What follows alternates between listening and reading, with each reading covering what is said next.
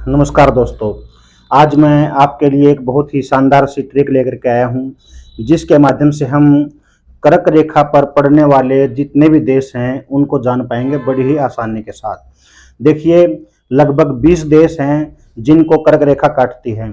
अगर वैसे हम याद करें तो बहुत ही मुश्किल है और उसको हम याद नहीं रख पाएंगे। तो इसके लिए मैंने एक साधारण सी ट्रिक तैयार की है, उसके माध्यम से आप इनको याद रख सकते हैं। 3 महत्वपूर्ण रेखाएं हैं। 0 डिग्री अक्षांश और उत्तर की तरफ 23.5 डिग्री जो उत्तरी अक्षांश है उसको हम कर्क रेखा बोलते हैं, और दक्षिण की तरफ जो दक्षिणी गोलार्ध है उसमें 23.5 डिग्री दक्षिणी अक्षांश को हम मकर रेखा बोलते हैं।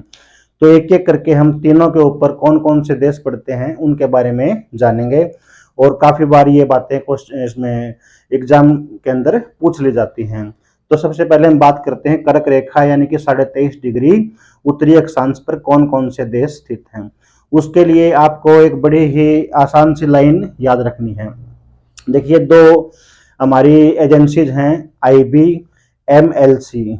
ठीक है, आईबी इंटेलिजेंस ब्यूरो आप सबको पता है, वैसे ही एक है एमएलसी। ये 2 एजेंसीज हैं, इनको आपने याद रखना है। एक होती है जेबी वीटो। जेबी वीटो एक पावर का नाम है।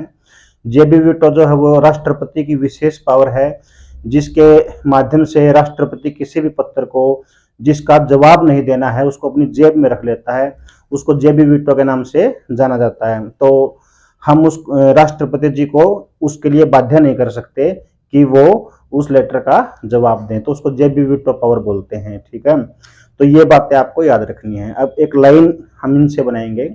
आईबी और एमएलसी ने आईबी और एमएलसी ने जेबी वीटो का प्रयोग कर सोनिया मैम और मनमोहन मैन की एचएमटी घड़ी को स्लोप पर रखा। 3-4 बार जब इसको हम रिपीट करेंगे इस लाइन को, तो बड़ी आसानी से ये आपको याद हो जाएगी। क्या?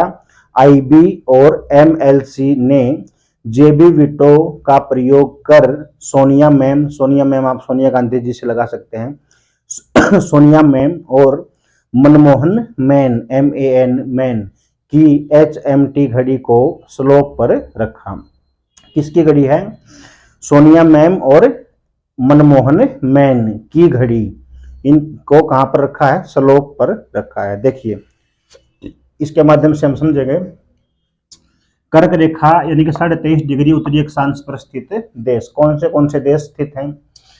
आपको कौन सी ट्रिक याद रखनी है? तो शॉर्ट ट्रिक मैंने आपको बताई। देखो, ये लिखा है मैंने, आईबी और एमएलसी ने जेबी वीटो का प्रयोग कर सोनिया मैम और मनमोहन मैन की एचएमटी घड़ी को स्लोप पर रखा।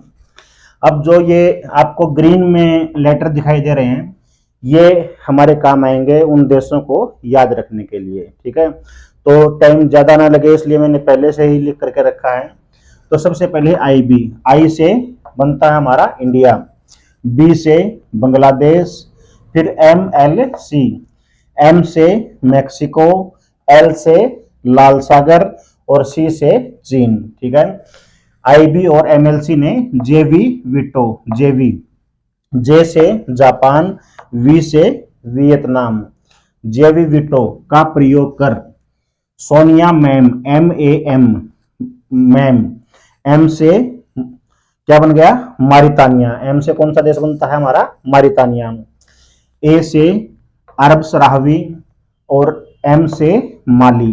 ठीक है, और उसके बाद मनमोहन मैन, एम से मिस्र, ए से अल्जीरिया, एन से नाइजर, एच से हांगकांग, एम से म्यांमार और टी से ताइवान। ठीक है, एच एम टी, एच से हांगकांग, एम से म्यांमार और टी से ताइवान। इसी प्रकार से एस से सऊदी अरब, एल से लीबिया, ओ से ओमान और पी से पाकिस्तान।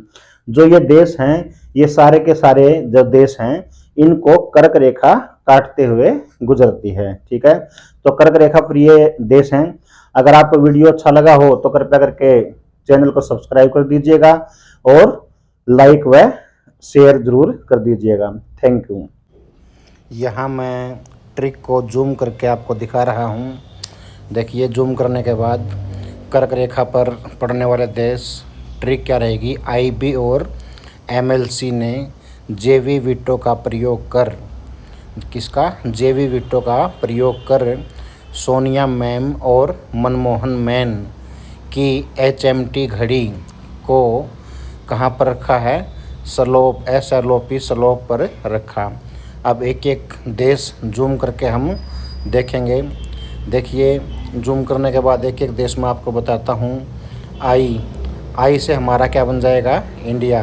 बी से बांग्लादेश, एम से मैक्सिको, एल से लाल सागर, सी से चीन, जे से जापान, वी से वियतनाम, एम से मारितानिया, उसके बाद ए से अरब सराहवी, एम से माली, एम से मिस्र, ए से अल्जीरिया, एन से नाइजर, एच से हांगकांग, एम से म्यांमार, टी से ताइवान। उसके बाद एस से सऊदी अरब, एल से लीबिया, ओ से ओमान, पी से पाकिस्तान।